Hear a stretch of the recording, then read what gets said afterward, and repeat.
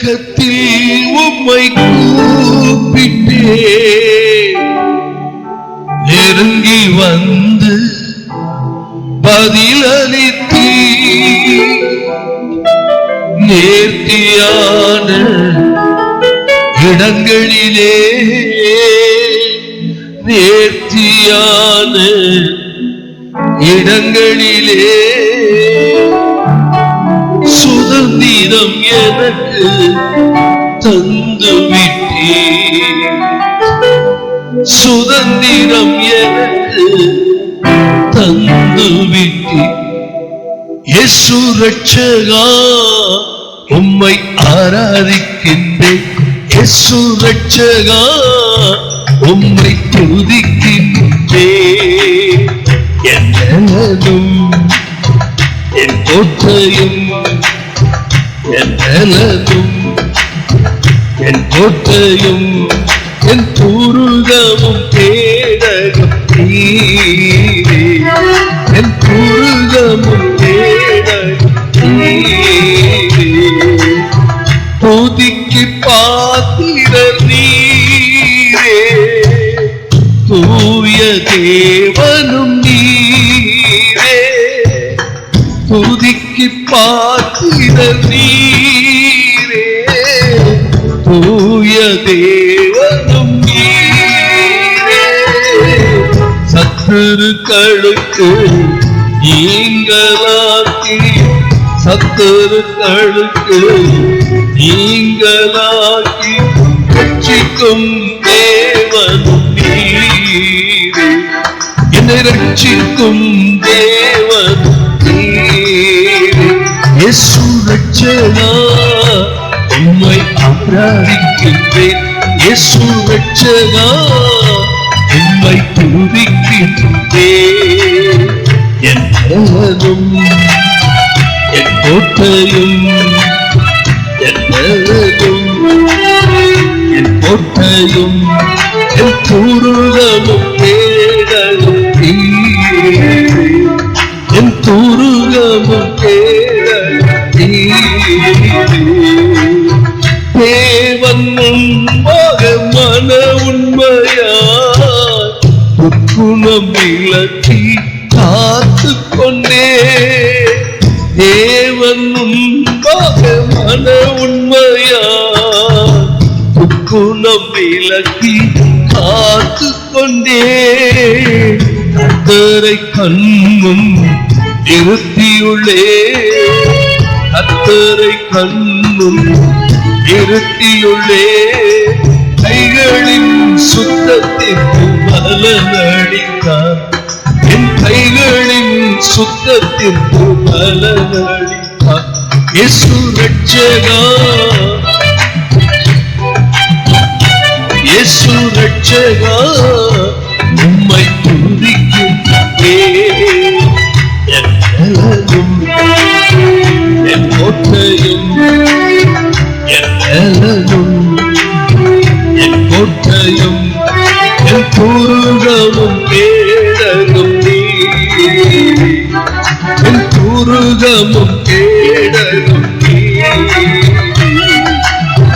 உம்மாலே சேனைக்குள் பாய்ந்திடுவே உம்மாலே மதிலை தாண்டிடுவே உம்மாலே சேனைக்குள் பாய்ந்திடுவே உம்மாலே மதிலை தாண்டிடுவே உமது வசனம் நம்பும் எனக்கு உமது வசனம் நம்பும் எனக்கு உரிமை சொத்தும் நீரே என் உரிமை சொத்தும் நீரே இயேசு ரட்சகா உம்மை ஆராதிக்கின்றேன் இயேசு ரட்சகா உம்மை துதிக்கின்றேன் என் நலனும் என் கோட்டையும் என் நலனும்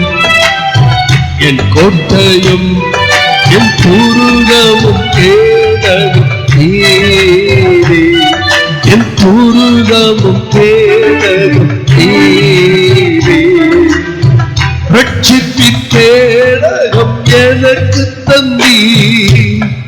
வலக்கரம் பிடித்து தாங்குகிறீர்.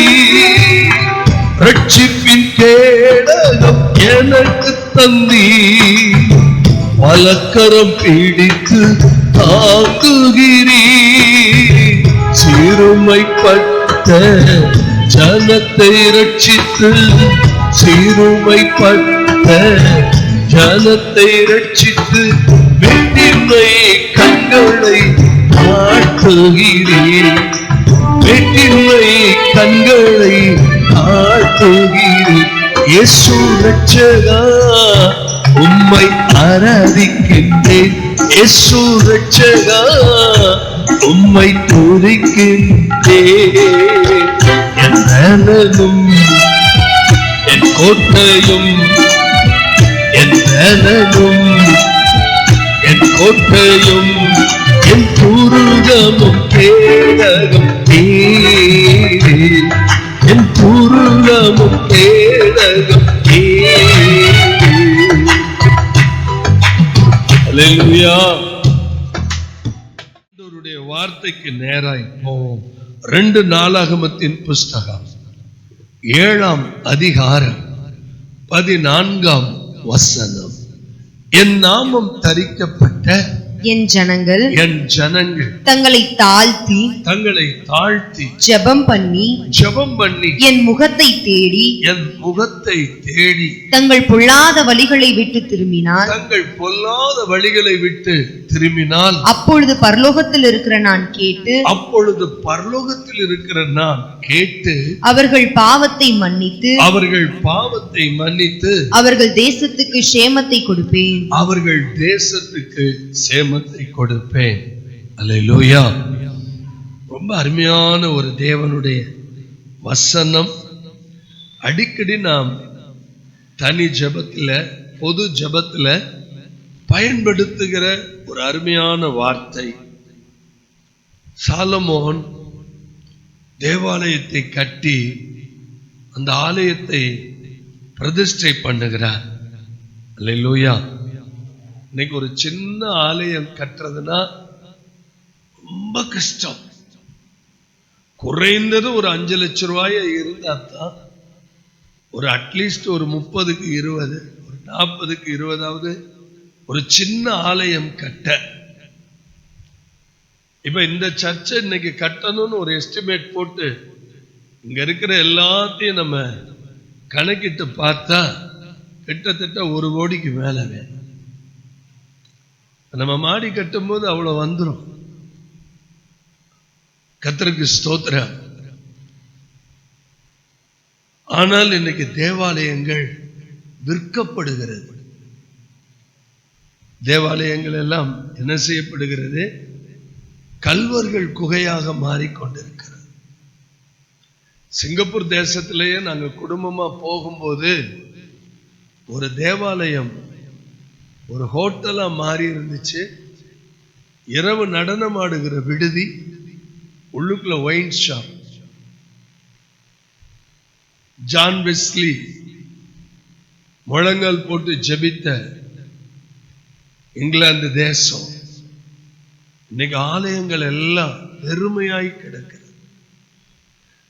ஆலயங்கள் எல்லாம் மூடப்பட்டு கிடக்கிறது. இந்தியாவிலும் நாம் வாழ்ந்து கொண்டிருக்கிற காலத்திலேயே கிறிஸ்தவத்தை எப்படியாவது ஒழிச்சிடணும், கிறிஸ்தவர்கள் வளரவே கூடாது. அதற்கு அவர்கள் எடுத்திருக்கிற முயற்சி உத்தரப்பிரதேசம், மத்திய பிரதேசம், இன்னும் பல இடங்களிலே சாதாரண ஒரு பிறந்த நாள் கூடுகை, ஜப கூடுகை வீட்டில் கூட நடத்த முடியாத ஒரு நிலைமை. இன்னைக்கு நம்ம தமிழ்நாட்டிலும் பல கிராமங்கள் கெடுக்கப்பட்டு சிதைக்கப்பட்டு, உண்மையாகவே இன்னைக்கு இருக்கிற தலைமுறைக்கு எதுவுமே ஒரு புரியாத தன்மை. ஆனால் தாவீது சவதரித்து வைத்திருந்த ஆலயத்து பொருட்களிலே சாலமோன் ஆலயத்தை கட்டி பிரதிஷ்டை பண்ணும் போது இந்த ஸ்தலத்தில் ஏறெடுக்கப்படுகிற ஜெபத்துக்கு என் தேவனுடைய கண்கள் திறந்தவைகளாக என் தேவனுடைய செவிகள் கவனிக்கிறவைகளாக இருப்பதாக. அதற்கு முன்னாடி 2 நாளாகவும் 7:14 ரொம்ப அருமையான ஒரு ஜெபத்தை ஏறெடுக்கிறார். தேசத்திலே மழை இல்லாத போது, தேசத்திலே பஞ்ச சூழ்நிலை வரும்போது, என்னுடைய நாமம் தரிக்கப்பட்ட ஜனங்கள், ஆங்கிலத்தில் மை பீப்புள்ஸ், என்னுடைய பெயரை சுமந்து திரிகிற என்னுடைய ஜனங்கள் தங்களை தாழ்த்தி ஜெபம் பண்ணி முகத்தை தேடி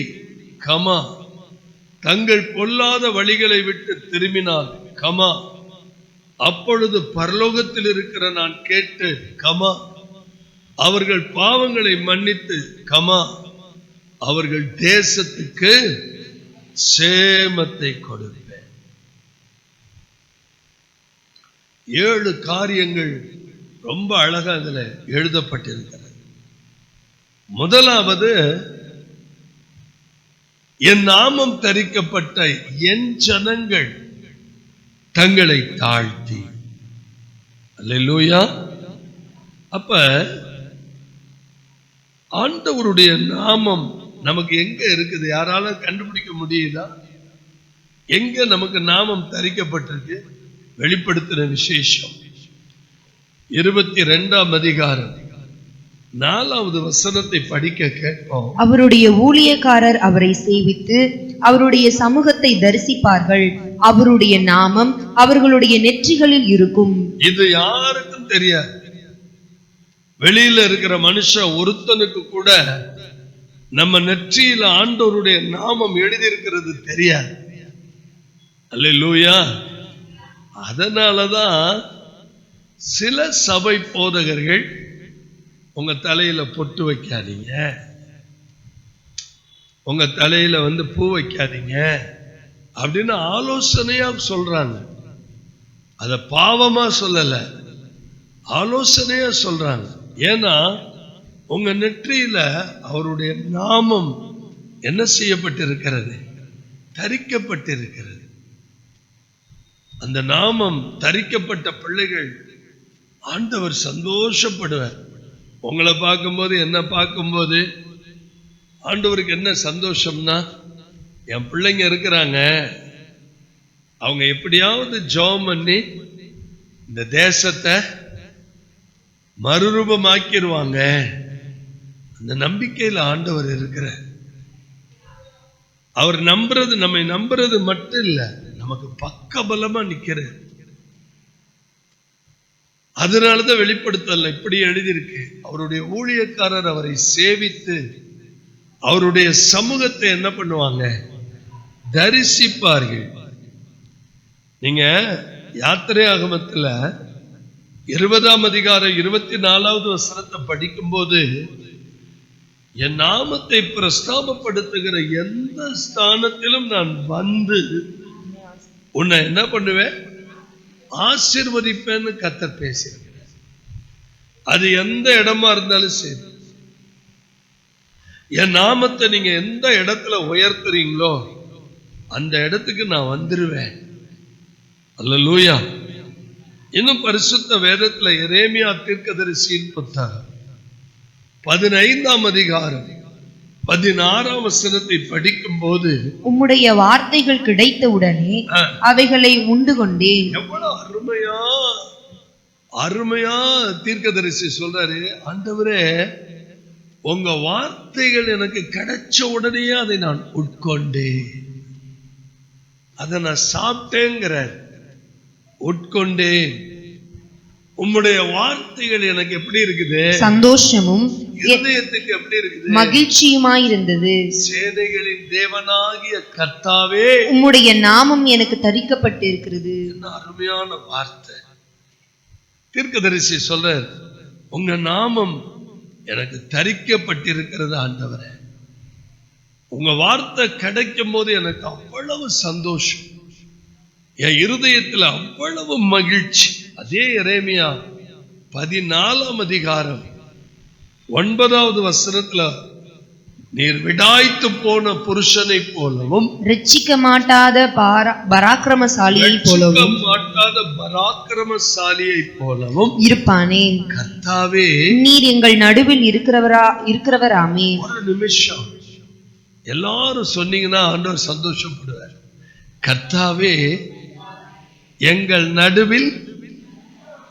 எல்லாரும் சொன்னாங்க, நீங்க என்ன காலையிலும் ஜெபம் வைக்கிறீங்க, சாயந்தரமும் ஜெபம் வைக்கிறீங்க?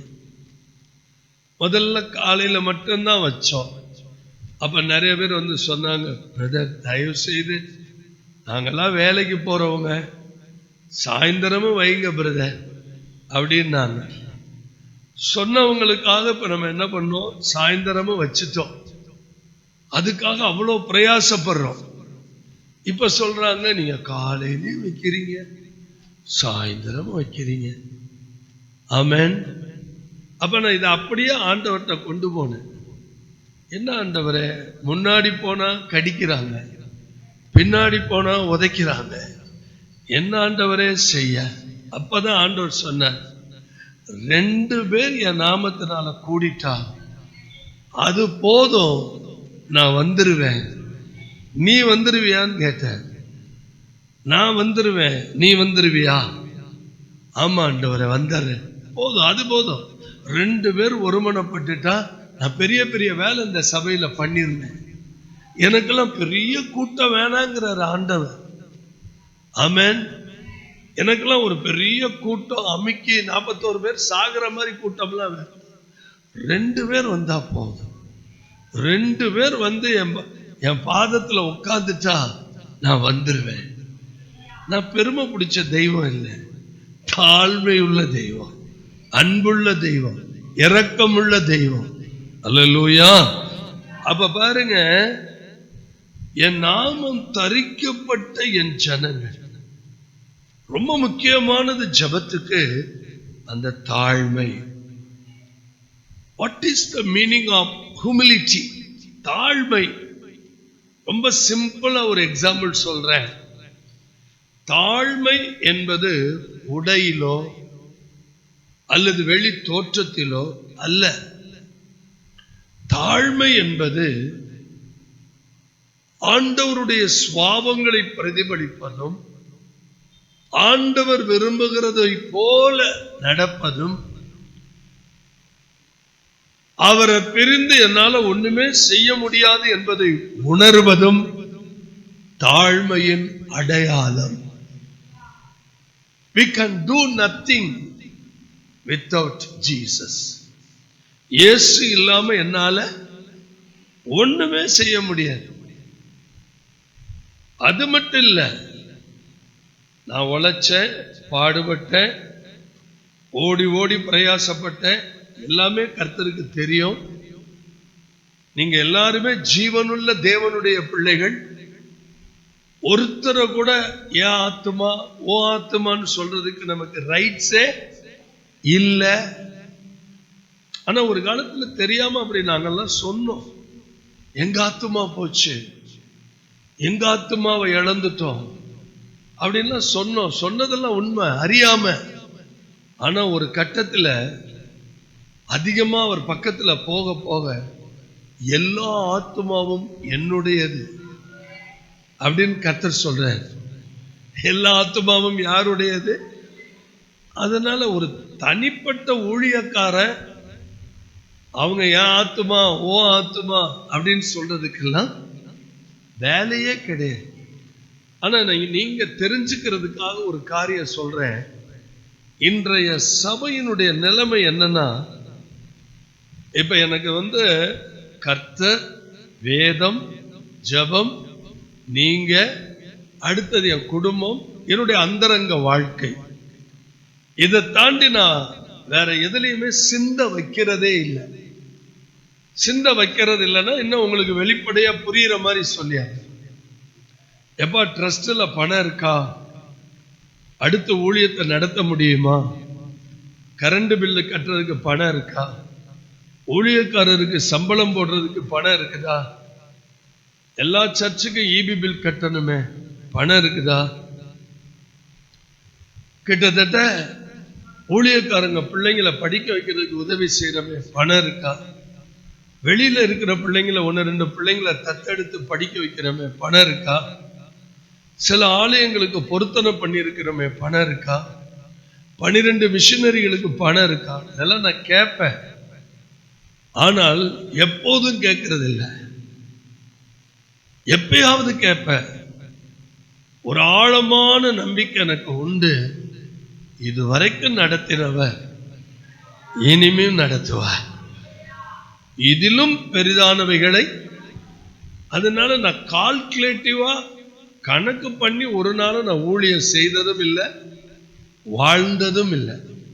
ஐயோ அந்த ஆத்மா போச்சே, அவங்க ஒரு 20,000 ரூபாய் காணிக்க கொடுப்பாங்களே, ஐயோ இவங்க போயிட்டாங்களே, இவங்க ஒரு 5,000 ரூபாய் காணிக்க கொடுப்பாங்களே அப்படிங்கிற எண்ணம் கர்த்தர் சமூகத்துல நின்று சொல்றேன், கடுகு மணி அளவு கூட அந்த எண்ணம் இல்லை.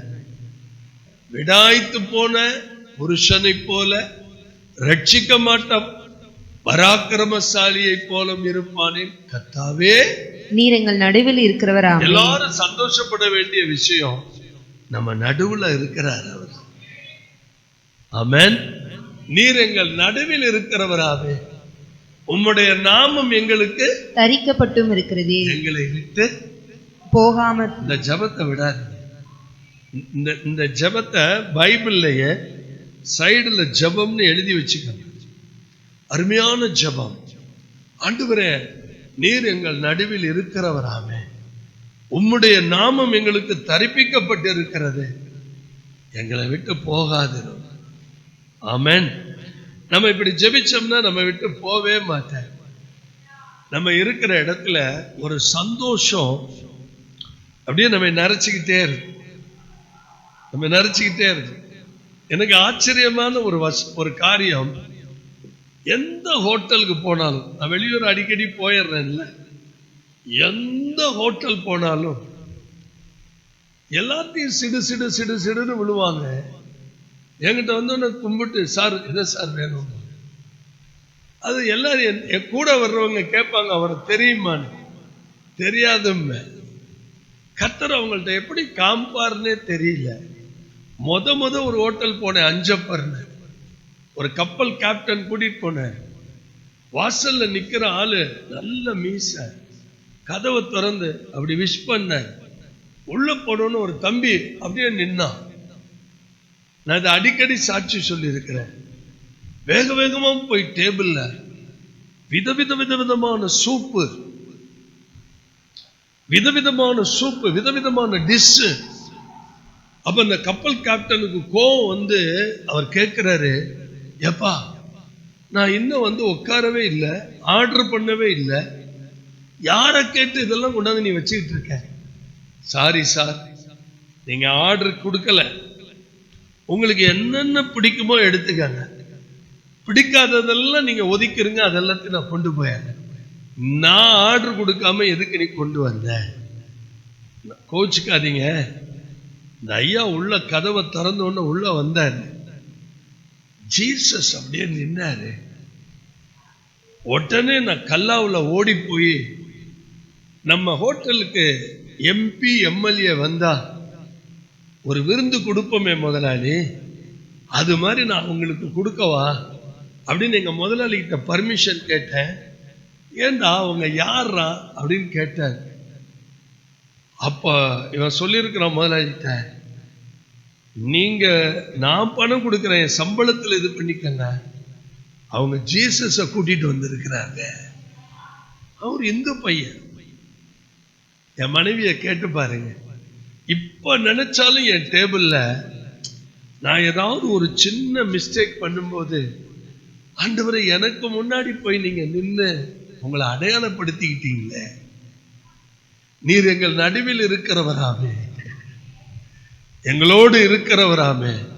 ஒரு கல்யாணத்துக்கு இயேசு வந்தா தானே நல்லா இருக்கும். ஒரு கல்யாணத்துக்கு ஆல் நைட் பிரேயர் வர்றவங்க சொல்வாங்க, நான் கொஞ்சம் ஒரு 1/2 மணி நேரம் 1 மணி நேரம் ஜெபிச்சுட்டு தான் வருவேன். சொல்லுவாங்க, பிரதர் நீங்க உள்ள வரும்போதே பிரதர் பிசாசு ஆட ஆரம்பிச்சிருச்சு அப்படிப்பா. இது எங்க மட்டும் இல்ல, எந்த இடத்துக்கு போனாலும் சரி, வேற ஒண்ணுமே இல்லை. இந்த ரகசியம், நான் அப்பாவை கூட்டிட்டு போகணும். அப்பாவை கூட்டிட்டு போனா எல்லாம் நடக்கும். அப்பாவை கூட்டிட்டு போனா எல்லாம் அப்பாலே போயிடும். அல்லேலூயா. நல்ல கையை உயர்த்தி ஒரு அல்லேலூயா சொல்லிடுவோமா? நீர் எங்கள் நடுவில் இருக்கிறவராமே. அல்லேலூயா. அப்ப இந்த தாழ்மைங்கிற இடத்துல பரிசேயல் ஆயக்காரர் 2 பேர் ஜெபிக்க போறாங்க ஆலயத்துல. லூக்கா 18ஆம் அதிகாரம் 10 முதல் 14 வசனங்கள் வரைக்கும் 2 மனுஷர் ஜெபம் பண்ணும்படி தேவாலயத்துக்கு போனார்கள். ஒருவன் பரிசேயன், மற்றவன் ஆயக்காரன். இப்ப நீங்க நல்லா கவனிக்கணும். 2 பேர் ஜெபிக்கிற இடத்துல இயேசு எந்த ஜெபத்தை நான் கேட்கிறேன் அப்படிங்கிறதுக்கு தீர்ப்பு அங்கே கூறுறேன். கொஞ்சம் வாசிக்க கேட்பமே. பரிசேயன் நின்று, தேவனே, நான் பரிகாரர், அநியாயக்காரர், விபச்சாரக்காரர் ஆகிய மற்ற மனுஷரை போல இந்த ஆயக்காரனை போலவும் இராததினால் உம்மை ஸ்தோத்தரிக்கிறேன். எதுக்கு ஸ்தோத்திரம் பண்றான் பாருங்க. நம்ம எதுக்கெல்லாம் ஸ்தோத்திரம் பண்றோம், இவன் எதுக்கு ஸ்தோத்திரம் பண்றான்? ஆண்டவரே, அந்த ஆயக்காரன மாதிரி, விபச்சாரக்காரன் மாதிரி, அவனை மாதிரி, இவனை மாதிரி இல்லாததுக்காக நான் என்ன பண்றேன்? அப்படி பண்ணக்கூடாது. அது சரியான ஸ்தோத்திரம் அல்ல. ஸ்தோத்திர பலி கர்த்தருக்கு செலுத்தணும். அவருடைய நாமத்தை உயர்த்தி செலுத்தணும். நம்ம பாட்டுக்கு போய் முழங்கால் போட்டு பக்கத்து வீட்டுக்காரனை போலவோ எய்த்த வீட்டுக்காரனை போலவோ நான் இல்லாததற்காக ஸ்தோத்தரிக்கிறேன் அப்படிலாம் சொல்லக்கூடாது. அல்லேலூயா. அப்ப அடுத்த வார்த்தை என்ன பயன்படுத்துறான் பாருங்க. வாரத்தில் 2 தரம் உபவாசிக்கிறேன். உபவாசிக்கிறதே வெளியில தெரியக்கூடாது. இதுல ஜெபத்துல வேற என்ன சொல்லிட்டு இருக்கிறான்? 2 தரம். 2 தரம்னா ஏதோ 2 நாள் காலையில சாப்பிடாம இருந்திருக்கிறான். பரிசேயெல்லாம் நம்ம கிட்ட வந்தா தோத்து போயிடுவான். நம்ம எல்லாம் எவ்வளவு ஃபாஸ்டிங் போடுற ஆட்கள், அரண்டே போயிடுவான் பரிசேயன். அல்லேலூயா. வாரத்துல 2 தரம் உபவாசிக்கிறேன். என் சம்பாத்தியத்தில் எல்லாம் தசம பாகம் செலுத்தி வருகிறேன் என்று தனக்குள்ளே ஜெபம் பண்ணினான். இப்ப நீங்க தயவு செய்து நல்லா கவனிக்கணும். புதிய ஏற்பாட்டுல தசமபாகம் அல்ல, தசமபாகம் அல்ல, தசமபாகம் அல்லன்னு எல்லாரும் பேசுறாங்க. 2 இடத்துல இருக்கு. லூக்காவிலையும் இருக்கு. கிவ் டைத்னு ஆங்கிலத்துல இருக்கு. இவைகளை செய்யணும், அவைகளையும் விட்டு விடாதிருங்கள்னு இருக்கு. ஒண்ணுமே கொடுக்க முடியலன்னா தசம பாகமாவது கொடுக்கணும். இது நாங்க கேட்கறது இல்ல, கர்த்தர் கேட்கிறது. ஜெபிக்கிற இடத்துல இவன் சொல்றான், இது பெரிய பாவம், இது ஆண்டவர்கிட்ட சொல்லக்கூடாது. நான் சம்பாத்தியத்தெல்லாம் என்ன பண்றேன்? தசம பாகம் செலுத்துகிறேன், தசம பாகம் செலுத்து என்று தனக்குள்ளே என்ன பண்ணினான்? ஜெபம் பண்ணினான். இது தனக்குள்ள பண்ணின ஜெபம் ஆவியானவர் உடைச்சு வெளியில கொண்டு வந்துட்டார். தனக்குள்ள பண்ண ஜெபம், அண்ணாலும் தனக்குள்ள பண்ண ஜெபம் தான். அதுக்கு பிள்ளைய வெளியே கொண்டு வந்தார். இதுவும் தனக்குள்ள நடந்த ஜெபம் தான். அதையும் ஆண்டவர் வெளியில உடைச்சு கொண்டு வந்துட்டார். அடுத்த வார்த்தையை பாருங்க. ஆயக்காரன் தூரத்திலே நின்று, இப்ப ஆயக்காரன் தூரத்திலே நின்று தன் கண்களையும் வானத்துக்கு ஏறெடுக்க துணியாமல் தன் மார்பிலே அடித்துக் கொண்டு, தேவனே, பாவியாகிய என்மேல் கிருபையாயிரும் என்றான். அவனல்ல, இவனே நீதிமானாக்கப்பட்டவனாய் தன் வீட்டுக்கு திரும்பி போனான் என்று உங்களுக்கு சொல்கிறேன். ஏனெனில் தன்னை உயர்த்துகிற எவனும் தாழ்த்தப்படுவான், தன்னை தாழ்த்துகிறவன் உயர்த்தப்படுவான் என்றார். அல்லேலூயா. ரொம்ப அழகா ஆண்டவர் சொல்லிட்டாரு. தாழ்மை உள்ளவர்களுடைய ஜெபம் அங்கீகரிக்கப்படும். என் நாமம் தரிக்கப்பட்ட என் ஜனங்கள் தங்களை தாழ்த்தி. நான் முதல் குறிப்புக்கு தான் நான் இவ்வளவு நேரம் பேசிட்டு இருக்கிறேன். தங்களை. 2வது ஜபம் பண்ணி. 2வது என்ன வருது பாருங்க. ஜபம் பண்ணி. எனக்காக சந்தோஷமா சொல்லுங்க. ஜபம், நான் சொல்ற மாதிரியே சொல்லுங்க. ஜபம் பழக்கமாகவும் வழக்கமாகவும் அனுபவமாகவும் ஆக்கப்பூர்வமாகவும் அபிஷேகமாகவும் அதிகாரமாகவும் விடுதலையாகவும் நம்முடைய வாழ்க்கையில காணப்பட வேண்டும். ஜபங்கிறது எப்படி? ஜபம் பழக்கம். மத்தியானம் 1:30 மணி ஆயிடுச்சுன்னா தட்டை தூக்கிடுறோம். என்னது? பழக்கம். என்ன பண்ணணும்? சாப்பிடணும். அது மாதிரி காலை எழுந்தவுடன் வேதம், முழங்கல், துதி, ஆராதனை, ஜெபம், பழக்கம். அந்த பழக்கம் தான் அப்புறம் என்னவா மாறும்? வழக்கமா மாறும். அந்த வழக்கம் தான் என்னவா மாறும்? அனுபவமா மாறும். அந்த அனுபவம் தான் என்னவா மாறும்? ஆக்கப்பூர்வமா மாறும். அந்த ஆக்கப்பூர்வமா இருக்கிறது எப்படி இருக்கும்? அபிஷேகமா மாறும். அந்த அபிஷேகம் என்ன ஆகும்? அத்தாரிட்டி, அதிகாரப்பூர்வமா செயல்படும். அந்த அதிகாரம் என்ன பண்ணும்? எல்லாரையும் விடுதலை செய்யும். அல்லேலூயா. இதெல்லாம் என்னுடைய வார்த்தைகள் அல்ல, அந்நிய பாஷையில ஜெபிக்க ஜெபிக்க கர்த்தர் கொடுத்த வார்த்தை. அல்லேலூயா.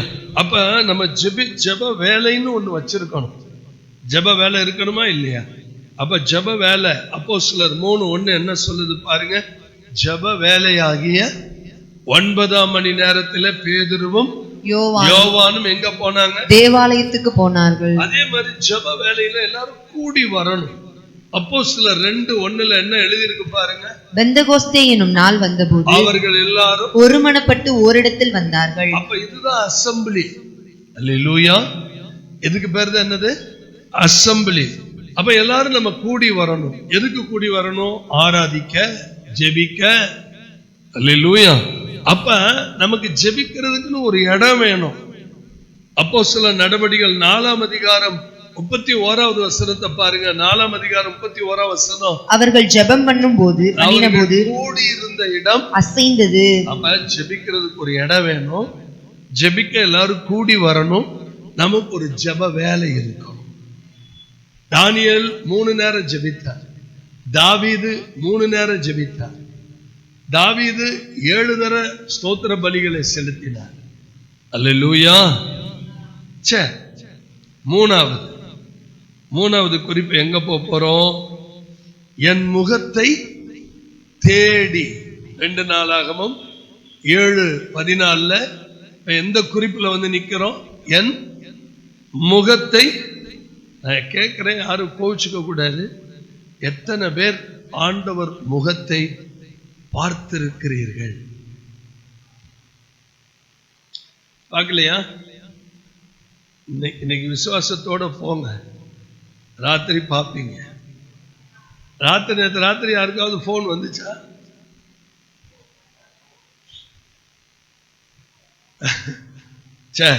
இன்னைக்கு அவர் முகத்தை பார்ப்பீங்க. நிறைய பேர் சொல்வாங்க அவர் முகத்தை பார்க்க முடியாது. கண்டிப்பா பார்க்கலாம். மத்தேயு 5:8 சொல்லுது, இருதயத்தில் சுத்தம் உள்ளவர்கள் அவர்கள் தேவனை. அப்ப இந்த வசனம் பொய்யா? கண்டிப்பா ஆண்டவர் என்ன பண்ண முடியும்? நீங்க உடனே என்ன சொல்லுவாங்க? யோவான் புஸ்தகம் 1ஆம் அதிகாரத்தை எடுத்து, தேவனை ஒருவனும் ஒருபோதும் கண்டதில்லை, ஆனா பிதாவின் மடியில் இருக்கிற ஒரே பேரானவரே அவரை என்ன பண்ணினாரா? டக்குன்னு எடுத்து படிச்சிருக்கணும். யோவான் 1ஆம் அதிகாரம், பிதாவின் மடியில் இருக்கிற ஒரே பேரான 18வது வசனம். தேவனை ஒருவனும் ஒரு காலம் கண்டதில்லை, பிதாவின் மடியில் இருக்கிற ஒரே பேரான குமாரனே அவரை வெளிப்படுத்தினார். பாத்தீங்களா? அப்ப கண்டிப்பா நீங்க ஏசப்பா பார்க்க முடியுமா? முடியாதா? ஏங்க, ஒரு சமாரியா பெண்ணை தேடி போறார் இல்லையா? யோவான் 8 ஒரு விபச்சார ஸ்திரீ அவர் பாதத்துல போய் விழுது. குஷ்டரோகியாகிய சீமோன் வீட்டுக்கு போறார். மார்த்தாள் மரியாள் வீட்டுக்கு போறார். ஆமென். பேதுரு மாமி வீட்டுக்கு போய் ஜுரத்தை எழுப்புறார். உங்களை என்னையும் பார்க்காமையா இருப்பாரு? தயவு செய்து கேளுங்க. உங்களை என்னையும் அவர் பார்க்க விரும்பாமையா இருப்பாரு? கண்டிப்பா நம்மை காண்கிற தேவன், பார்க்கிற தேவன். நீங்க ஆசைப்படல. நான் சொன்ன உடனே ஒரு ஆசை வருது. அப்புறம் நீங்க வீட்டுக்கு போன உடனே என்ன பண்ணிடுறீங்க? அவரை நீங்க முழங்கால் போடும்போது ஒரு முறை இயேசுவை பார்த்துட்டீங்கன்னா பாவம் செய்யறதுக்கு இந்த உடம்பு அப்படியே நடுங்கும். ஒரே ஒரு முறை அவரை நம்ம பார்த்துட்டோம்னா கைகாலெல்லாம் உதறும். ஆண்டவரே, உங்களுக்கா நான் துரோகம் பண்ணேன், உங்களுக்கா நான் வேதனையை கொடுத்தேன். ஏன்னா சவுலுக்கு ஆண்டவர் வெளிப்படும் போது முள்ளில் உதைக்கிறது உனக்கு சரி, இவனுக்கு முள்ளில உதைக்கிறது கடினமா இருக்கட்டும் சொல்லி யாருக்கு சொன்னாரு? யாருக்கு சொன்னாரு? சவுலுக்கு சொன்னாரு. சவுல் என்னவா மாறிட்டான்? பவுலா மாறிட்டான். மாறினதுக்கு அப்புறம் அவன் ஏற்கனவே ஆண்டவரை தரிசிச்சவன். இப்ப அந்த முள்ளு இங்க வந்துருச்சு. அல்லேலூயா. ஆண்டவரே, ஏதோ ஒண்ணு பிசாசு போட்டு என்ன பண்ணிட்டு இருக்குது, வேதனைப்படுத்திக்கிட்டே இருக்கு. ஏதோ ஒரு முள்ளுன்னு கத்துறான். ஏன்னா அவர் ஏற்கனவே சந்திக்கும் போதே சொல்லிட்டாரு, என் நாமத்தின் நிமித்தம் இவன் எவ்வளவாய் பாடுபட வேண்டும் என்பதை சொல்லி முடிச்சிருங்க, இவனுக்கு காண்பிப்பேன். ஆனா இன்னைக்கு இருக்கிற ஊழியர்கள்லாம் என்ன சொல்றாங்க? அவர் நாமத்தின் நிமித்தம் நீங்க எவ்வளவு லக்ஸூரியஸாய் வாழ போகிறீர்கள், கர்த்தர் உங்களை சீமானாய் வைக்க போகிறார், கர்த்தர் உங்களுக்கு நல்ல பெரிய. இன்னைக்கு இருக்கிற உபதேசம் பூரா அப்படித்தானே இருக்குது, இன்னைக்கு இருக்கிற பேச்செல்லாம் அப்படித்தானே இருக்குது. என் நாமத்தின் நிமித்தம் நீ எவ்வளவாய் பாடுபட வேண்டும். ஒரு விஷயம் தெரியுமா உங்களுக்கு? பாடுகள் என்னைக்குமே நம்ம ஒரு ஸ்டாண்டர்டு பர்சனா மாத்திரும். ஒரு ஸ்டாண்டர்ட் மனுஷனா மாத்திரும். இன்னைக்கு நீங்க நிறைய பேர் புறஜாதி மக்களை போய் பாருங்களேன், நிறைய பேருக்கு கோபமே வரமாட்டேங்குது. யார் எவ்வளவு கோபப்படுத்தினா கூட கோபப்படவே மாட்டேங்கிறாங்க, அவ்வளவு தன்மையா இருக்கிறாங்க. நம்ம சில நேரத்தில் ஆச்சரியப்படுறவங்க ரட்சிக்கப்பட்டிருக்கிறாங்களான்னு நினைக்கிற அளவுக்கு. ஆனா ரட்சிக்கப்பட்டவங்களுக்கு தான் இப்ப எப்படி வருது, முணுக்கு முணுக்கு முணுக்குன்னு என்ன ஆகுது, பயங்கர கோபம் வருது இல்ல? கர்த்தருக்கு ஸ்தோத்திரம். அப்ப பாருங்க, கிறிஸ்துவினுடைய பொறுமை, நான் சாந்தமும் என்னிடத்தில் வந்து கற்றுக்கொள்ளுங்கள். அப்ப நம்ம டெய்லி கிளாஸ்க்கு போகணும். டெய்லி ஏசாமி கிளாஸ் இருக்குது, அதுக்கு போய் நீங்க என்ன பண்ணணும்? கதவை சாத்தி உட்கார்ந்து எனக்கு சொல்லி கொடுங்க ஆண்டவரே, இந்த பூமியில நான் எப்படி வாழணும்னு சொல்லி கொடுங்க, நான் எப்படி நடக்கணும்னு சொல்லி கொடுங்க, எப்படி பேசணும்னு சொல்லி கொடுங்க, எப்படி மனிதர்களுக்கு நான் ஆலோசனை கொடுக்கணும்னு சொல்லி கொடுங்க. அப்ப ஆண்டவர் ரொம்ப அழகா நடத்துவார். சங்கீதத்துல 27ஆம் சங்கீதம் 8வது வசனம் சொல்லுது, என் முகத்தை தேடுங்கள் என்று சொன்னீரே, என்று நீர் சொன்னீரே, உம்முடைய முகத்தையே தேடுவேன் கர்த்தாவே, கர்த்தாவே என்று என் இருதயம் உம்மிடத்தில் சொல்லிற்று. என் இருதயம் உம்மிடத்தில். முகத்தை தேடுங்கன்னு சொல்றீங்களே, உங்க முகத்தை தேடி வந்திருக்கிறேன். சங்கீதம் 105ஆம் சங்கீதம் 4வது வசனத்துல பக்தன் இப்படி சொல்றான், கர்த்தரையும் அவர் வல்லமையையும் நாடுங்கள், அவர் சமூகத்தை நித்தமும் தேடுங்கள். அதே சங்கீதம் 24ஆம் சங்கீதம் 6வது வசனத்தை பாருங்க. இதுவே அவரை தேடி விசாரித்து அவருடைய சமூகத்தை நாடுகிற யாக்கோப்பு என்னும் சந்ததி. 67ஆம் சங்கீதம் 1-2 வசனங்களை பாருங்க. தேவனே, பூமியில் உம்முடைய வழியும் எல்லா ஜாதிகளுக்குள்ளும் உம்முடைய இரட்சணியமும் விளங்கும்படியாய் தேவரீர் எங்களுக்கு இறங்கி எங்களை ஆசீர்வதித்து உம்முடைய முகத்தை எங்கள் மேல் பிரகாசிக்க பண்ணும். சந்தோஷமா சொல்லுங்க, உம்முடைய முகத்தை தேடுங்கள் என்று சொன்னீரே கர்த்தாவே. முகத்தையே சொல்லுங்க, என் முகத்தை தேடுங்கள் என்று சொன்னீரே கர்த்தாவே. இன்னையோட மறந்துடக்கூடாது, எப்பயும் அவர் முகத்தையே தேடும். நம்ம ஆலயத்துக்கு இல்ல ஏசப்பாவை தேடி வர்றவங்களுக்கு ஒரு விலை மதிக்க முடியாத கிஃப்ட் என்னன்னா, நான் ஆரம்ப நாட்கள்ல இருந்து இயேசுவை பார்க்க ரொம்ப ஆசைப்படுவேன். நிறைய தரிசனங்கள் பார்த்திருக்கிறேன், நிறைய முறை தூதர்களை பார்த்திருக்கிறேன். நல்ல ஆகாயத்துல ஆண்டவருடைய கிருபையினால ஆவிக்குரிய மனுஷனா கர்த்தருடைய கரம் என்ன தூக்கி போயிருக்கு. இன்னைக்கு இருக்கிறவங்களுக்கு எல்லாம் அதெல்லாம் பேசணும்னா பைபிள்ல இருக்கா? எல்லாமே ஆதாரபூர்வமா இருக்கு. கதை விட்டுட்டு இருக்கிறாங்கன்னு சொல்லுவாங்க. இதெல்லாம் ஆவிக்குரிய அனுபவங்கள். பவுல் சொல்றாரு, எனக்கு ஒருத்தனை தெரியும், அவன் 3ஆம் வானம் வரைக்கும் போயிருக்கான். வேற யாரையும் சொல்லல, அவரை தான் சொல்றேன், அவரை தான் சொல்றேன். அந்த அனுபவம் உண்டு. ஆமென். ரொம்ப வேண்டாம். பத்மதீவுக்கு போன திவ்ய வாசகனாகிய யோவான்கிட்ட பாருங்க, கர்த்தருடைய நாளிலே நான் என்னவா மாறிட்டேன்? ஆவிக்குள்ளானவனா மாறிட்டேன். நம்ம இன்னும் ஆவிக்குள்ளானவர்களா மாறிட்டோம்னா எல்லாரையும் மன்னிச்சிருவோம், எல்லாரையும் ஏத்துக்குவோம், எல்லாரிடத்திலும் அன்பா இருப்போம், எல்லாரிடத்திலும் வெளிப்படைத்தன்மையா இருப்போம், உண்மையை பேசுவோம். இந்த உலகத்தை பத்தி நமக்கு பயம் இருக்காது. ஆமென். அதாங்க, அதான் உண்மையான ஒரு ஆவிக்குரிய வாழ்க்கை. அல்லேலூயா. இப்ப என்னென்ன பார்த்திருக்கிறோம்? என் நாமம் தரிக்கப்பட்ட என் ஜனங்கள் தங்களை தாழ்த்தி, 2வது ஜெபம் பண்ணி, 3வது முகத்தை தேடி, 4வது தங்கள் பொல்லாத வழிகளை விட்டு திரும்பினால். இல்லையா சொல்வோமா? இப்ப நம்ம வழிகளை கொஞ்சம் திங்க் பண்ணணும். நம்ம போற வழி சரியான வழியா? நம்ம போற பாதை சரியான பாதையில போறோமா? ஆகாய் 1ஆம் அதிகாரம் 5ஆம் வசனம், ஆகாய் 1ஆம் அதிகாரம் 7ஆம் வசனம், 5, 7 ரெண்டையும் படிங்க.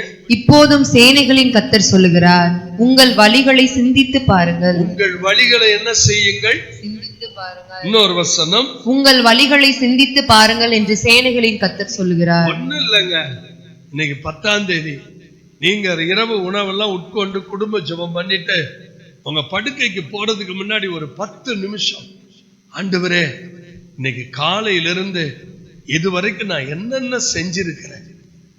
யாரையாவது புண்படுத்தி இருக்கிறேனா? என் வாயிலிருந்து ஏதாவது தவறான வார்த்தைகள் வெளியில வந்திருக்குதா? குடும்பத்துல சாட்சி இல்லாம இருந்திருக்கிறேனா? இல்ல இன்னைக்கு நான் யாரையாவது மட்டுப்படுத்தி இருக்கிறேனா? கேவலமா பேசி இருக்கிறேனா? உமக்கு பிரியமில்லாதது ஏதாவது எனக்குள்ள இருக்குதா? இதை மட்டும் ஆண்டவரே என்னை ஆராய்ந்து அறிந்து கொள். வேதனை உண்டாக்கும் வழி என்னிடத்தில் உண்டோ என்று பார்த்து என்ன நித்திய வழியில இப்படி மட்டும் நம்ம ஜெபம் பண்ணிட்டு, நம்ம ஒரு செல்ஃப் டிட்டர்மினேஷன், ஒரு தற்பரிசோதனை பண்ணிட்டு படுத்தோம்னு வைங்க, நம்ம ஆத்மாவுக்கு ஒரு இளைப்பாறுதலா இருக்கும். தங்கள் பொல்லாத வழிகளை விட்டு. ஏசாயாவுல 53ஆம் அதிகாரத்துல 6வது வசனத்துல நம்ம எல்லாருமே ஆடுகளை போல அவனவன் என்ன செய்தோம்? தன் வழி வழியிலே தப்பி போனோம். தெரிந்து வழியிலே அவனவன் தன் வழியில போனோம். கர்த்தரோ நம் எல்லாருடைய அக்கிரமத்தையும் அவர் மேல் விழ பண்ணினார். எவ்வளவு பயங்கரமா இருக்கு பாருங்க, எவ்வளவு பயங்கரமா இருக்கு பாருங்க. இன்னும் இது மட்டும் இல்ல, ஏசாயா 55:7 படிக்கும்போது, துன்மார்க்கன் தன் வழியையும் அக்கிரமக்காரன் தன் நினைவுகளையும் விட்டு கர்த்தரிடத்தில் திரும்ப கடவன். அப்ப இந்த ஜெபத்துல ஒரு ஆழம், நம்ம எங்க தவறா போயிருக்கிறோமோ அந்த இடத்தை விட்டு திருப்பி வந்துடணும். திருப்பி வந்துட்டோம்னா 100% நம்ம மேல மனதுருகிறதுக்கு அவர் ரெடியா இருக்காரு. நம்முடைய தேவனிடத்திற்கே திரும்ப கடவன். வேற எங்கேயும் போயிடாதீங்க. எங்க போங்க? கர்த்தர்ட்டே போங்க. அவர் மன்னிக்கிறதுக்கு எப்படி இருக்கிறாரு? தயை பொறுத்து இருக்கிறார். சந்தோஷமா இருக்கிறீங்களா? இப்ப அடுத்தது எத்தனாவது குறிப்பு? 5வது குறிப்பு. பரலோகத்தில் இருக்கிற நான் கேட்டு. வலது கையை உயர்த்தி ஒரு ஆமென் சொல்வோம். பரலோகத்தில் இருக்கிற, இங்கிருந்து அடிக்கிற செல்போன்ல சவுத் ஆப்பிரிக்காவுக்கு பேசலாம், கனடாவுக்கு பேசலாம், அமெரிக்காவுக்கு பேசலாம், சவுதி அரேபியாவுக்கு பேசலாம், உலக நாடுகளுக்கு முழுக்க பேசலாம். இதுல இருந்து எந்த உயரும் இல்லை. இங்க தொட்டவுடன் அங்க போகிறது. இது மனித அறிவினால் முடியுமானால் எங்க முழங்கால் போட்டு ஜெபிக்கிறோமோ அந்த ஜெபம் டைரக்டா பரலோகத்துக்கு போறது 100% உறுதி. 100% ஆண்டவர் ஜெபத்தை கேட்கிறவர். அல்லேலூயா. பரலோகத்தில் இருக்கிற நான் அதை நிறைய எக்கச்சக்கமா இருக்கு வசனம். ஆனா உங்களுக்கு ஒரு சாம்பிளுக்காக நான் சொல்றேன். நெகேமியா 9ஆம் அதிகாரம் 27வது வசனத்துல பாத்தீங்கன்னா, ஆகையால் அவர்களை நெருக்குகிற அவர்கள் சத்துருக்களின் கையில் அவர்களை ஒப்பு கொடுத்தீர். அவர்கள் நெருக்கம் அனுபவிக்கிற காலத்தில் அவர்கள் உம்மை நோக்கி கூப்பிடுகிற போதோ நீர் பரலோகத்திலிருந்து கேட்டு, போதும். உங்களுக்கு வேதனை நெருக்கம் வரும்போது எசப்பான்னு கூப்பிடுறீங்கல்ல, உடனே பரலோகத்திலிருந்து கேட்பாங்க. யோபு 22ஆம் அதிகாரம் 12வது வசனத்தை பாருங்க. யோபு 22:12. தேவன் பரலோகத்தின் உன்னதங்களில் இருக்கிறார் அல்லவோ, நட்சத்திரங்களின் உயரத்தை பாரும். நட்சத்திரங்களின் உயரத்தை பாரு, அவைகள் எத்தனை உயரமாயிருக்கிறது. அல்லேலூயா. நம்ம அப்பா எங்க இருக்கிறாங்களா? பரலோகத்தில் உன்னதங்களில் இருக்கிறார். இன்னும் அழகா நான் சொல்லணும்னு சொன்னா, மேல சிங்காசனத்துல உட்கார்ந்து இருக்கிறாரு, காலு பூமியில இருக்கு. நம்ம எல்லாரும் இருக்கிறது பாதத்தின். இப்ப அவர் காலு இங்க இருக்கு, சேரு அங்க இருக்கு. அப்பா அங்க உட்கார்ந்து காலை இங்க போட்டு உட்கார்ந்து இருக்கிறார். வானம் எனக்கு சிங்காசனம், பூமி எனக்கு. ஏசாயா 66:1 என்ன அழகா எழுதியிருக்கு பாருங்க. ஏசாயா 66. கர்த்தர் சொல்லுகிறது என்னவென்றால், வானம் எனக்கு சிங்காசனம், பூமி எனக்கு பாதப்படி, எனக்காக கட்டும் ஆலயம் எப்படிப்பட்டது, நான் தங்கியிருக்கும் ஸ்தலம் எப்படிப்பட்டது. அல்லேலூயா. இப்ப ஆறாவது குறிப்பு. இப்ப ஆறாவது குறிப்பு என்ன குறிப்பு? அவர்கள் பாவத்தை மன்னித்து. தயவு செய்து எப்பேற்பட்ட பாவமானாலும் அதை இன்றைக்கு கழுவி சுத்திகரித்து உங்களை மன்னிக்கிறதற்கு ஏசப்பா ஆயத்தமா இருக்கிறார். யாத்திரையாகமத்தின் புஸ்தகம் 34ஆம் அதிகாரம் 9வது வசனம் சொல்லுது, ஆண்டவரே உம்முடைய கண்களில் எனக்கு கிருபை கிடைத்ததானால் எங்கள் நடுவில் ஆண்டவர் எழுந்தருள வேண்டும். இந்த ஜனங்கள் வணங்கா கழுத்துள்ளவர்கள், எங்கள் அக்கிரமத்தையும் எங்கள் பாவத்தையும் மன்னித்து எங்களை உமது சுதந்திரமாக ஏற்றுக்கொள்ளும் என்றான். அல்லேலூயா. புதிய ஏற்பாட்டுல அருமையான வார்த்தை. 1 யோவான் 1:9 யோவான் எழுதுறாரு, நம்முடைய பாவங்களை நாம் அறிக்கையிட்டால் பாவங்களை நமக்கு மன்னித்து எல்லா அநியாயத்தையும் நீக்கி நம்மை சுத்திகரிப்பதற்கு அவர் உண்மையும் நீதியும் உள்ளவராயிருக்கிறார். யாராவது ஒருத்தர் சொல்றான், பிரதர் நான் பயங்கரமான பாவி, என்னை கடவுள் மன்னிக்கவே முடியாது. அப்பதான் அவனுக்கு ஆழமான ஒரு சுவிசேஷம் சொல்லணும். எந்த கடவுளும் மன்னிக்க முடியாத உன்னுடைய பாவத்தை ஒரு கடவுள் மன்னிக்கிறதுக்கு ரெடியா இருக்கிறார். Is a only one God. அவர்தான் கர்த்தராகிய இயேசு கிறிஸ்து. தெளிவா அடிக்கணும். ஆமென். அவர் உன்னை சுத்திகரிப்பதற்கு ரெடியா இருக்கிறார். உன்னை ரத்தத்தால கழுவுறதுக்கு ரெடியா இருக்கிறார். கடைசியாக 7வது குறிப்பு கர்த்தர் சொல்றாரு, தேசத்துக்கு என்னத்தை கொடுப்பேன்? எல்லாரும் சொல்லுங்க, தேசத்துக்கு என்ன கொடுப்பேன்? சேமத்தை. சேமம்னா இந்த தேசத்துக்கு ஒரு நல்ல வாழ்க்கையை கொடுப்பேன், இந்த தேசத்துக்கு ஒரு நன்மையை கொடுப்பேன். ஆங்கிலத்துல I will give prosperity to the land. I will give prosperity to the land. அது ஒரு வார்த்தை. இன்னொரு வார்த்தை I will heal the land. இந்த தேசத்தை நான் சுகமாக்குவேன், இந்த தேசத்துக்கு நான் நன்மை செய்வேன். வேகமாய் நான் சொல்லி முடிக்கிறேன். இந்த தேசம் எசேக்கியேல் 22:24 படி மழை பெய்யாத தேசம். எசேக்கியேல் 9:9 படி இரத்த பழிகளால் நிறைந்த தேசம். எசேக்கியேல் 22:24 படி சுத்தம் பண்ணப்படாத தேசம். எரேமியா 46:12 படி கூக்குரல் நிறைந்த தேசம். எரேமியா 23:10 படி சாபம் நிறைந்த தேசம்.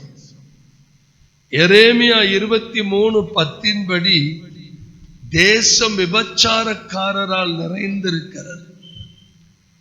எரேமியா 25:38 படி தேசம் பாலாய் கிடக்கிறது. சங்கீதம் 106:38 படி தேசம் இரத்த ஆறு ஓடிக்கொண்டிருக்கிறது. ஆதியாகமம் 41:36 படி பஞ்சத்தால் நிறைந்திருக்கிறது. இப்படிப்பட்ட தேசத்துக்கு என் நாமம் தரிக்கப்பட்ட என் ஜனங்கள் தங்களை தாழ்த்தி ஜெபம் பண்ணி என் முகத்தை தேடி தங்கள் பொல்லாத வழிகளை விட்டு திரும்பினால் நான் கேட்டு, பரலோகத்தில் இருக்கிற நான் கேட்டு அவர்கள் பாவத்தை மன்னித்து தேசத்துக்கு, இந்த ஒரு ஜெபம் போதும் தேசத்தை உருட்டி எடுக்கிறதுக்கு.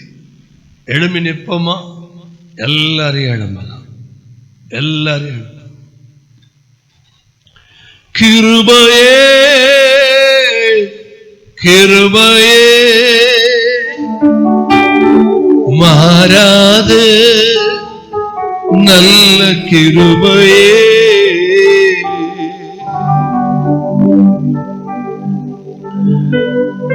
கிருபையே கிருபையே மாறாது நல்ல கிருபையே. தகப்பனே, என் நாமம் தரிக்கப்பட்ட என் ஜனங்கள் தங்களை தாழ்த்தி ஜெபம் பண்ணி என் முகத்தை தேடி தங்கள் பொல்லாத வழிகளை விட்டு திரும்பினால் நான் அவர்கள் பாவங்களை திரும்பினால் அப்பொழுது பரலோகத்தில் இருக்கிற நான் கேட்டு அவர்கள் பாவங்களை மன்னித்து அவர்கள் தேசத்துக்கு சேமத்தை கொடுப்பேன். எல்லாரும் பார்த்தே படிக்கலாமா? என் நாமம் தரிக்கப்பட்ட என் ஜனங்கள் தங்களை தாழ்த்தி ஜெபம் பண்ணி என் முகத்தை தேடி தங்கள் பொல்லாத வழிகளை விட்டு திரும்பினால் பரலோகத்தில் இருக்கிற நான் அதை கேட்டு அவர்கள் பாவங்களை மன்னித்து அவர்கள் தேசத்துக்கு சேமத்தை கொடுப்பேன். நிச்சயமாய் நம்முடைய தேசம் ஆசீர்வதிக்கப்படும். இந்த வார்த்தையை விடாதீங்க. எல்லாரும் கைகளை உயர்த்தி ஜெபம் பண்ணுவோமா? நல்ல தகப்பனே, எங்க தேசத்துக்கு சேமத்தை கொடுப்பீராக, எங்கள் தேசத்துக்கு சுகத்தை கொடுப்பீராக, எங்கள் தேசம் ஆசீர்வதிக்கப்படுவதாக. இயேசுவின் நாமத்தில் ஜெபிக்கிறேன் நல்ல பிதாவே.